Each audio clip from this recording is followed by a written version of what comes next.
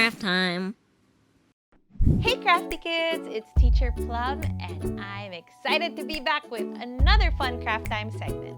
I hope you're all doing well and are ready to get creative because we're gonna make something special today. But of course, before we start, I want to give a big shout out to all our amazing crafters who are with us today. Hi to Trisha, thanks for joining us.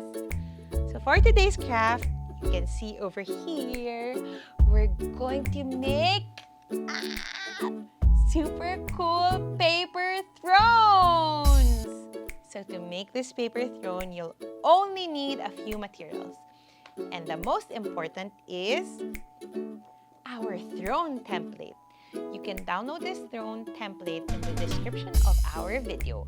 Or I'm just gonna move this closer to the screen and maybe you can take a screenshot and just trace it, or you can make your own version of the throne.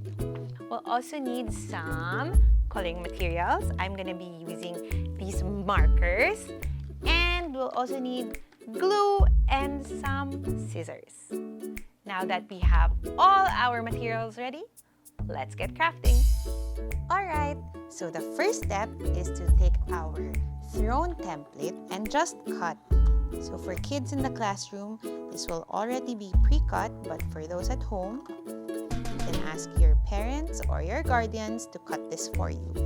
Now that I'm done cutting, we can start coloring. But just a side note, remember, don't cut these flaps because we will be using this later when we assemble our throne. So I want to color my throne gold on the outside. So this is going to be the outline of my throne.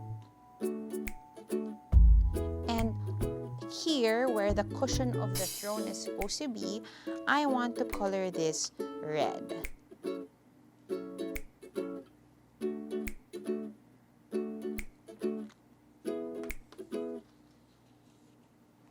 So the finished colored throne is gonna look like this. Of course, these are jewels, so let's paint this or color this purple. And the sides can be emerald, so we can use green here. Next, we're gonna color the legs of our throne.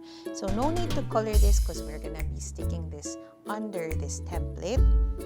The legs are gonna be gold too. And I'm gonna add blue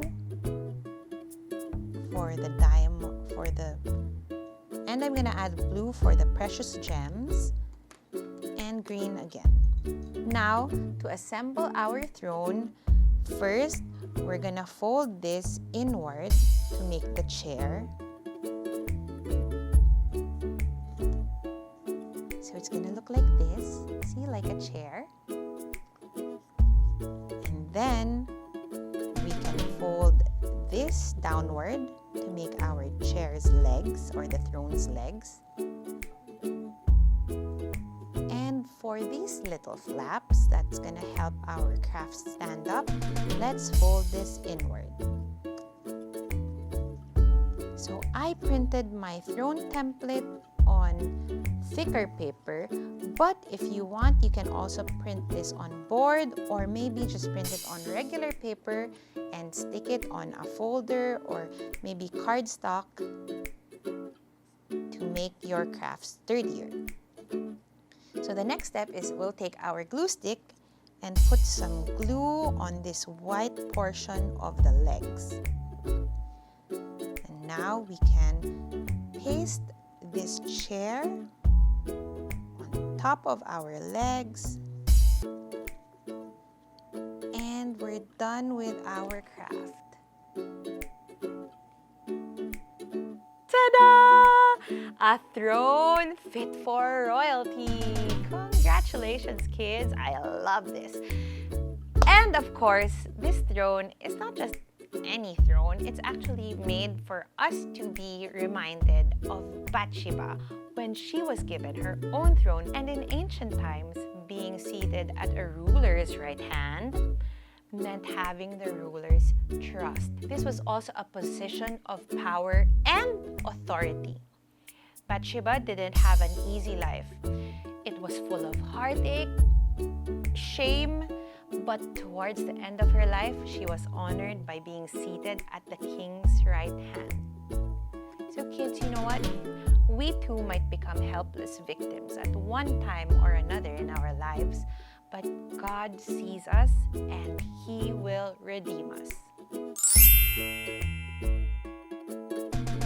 Thanks for joining me for another Craft Time segment, and I can't wait to see you all next time. Bye, Crafty Kids!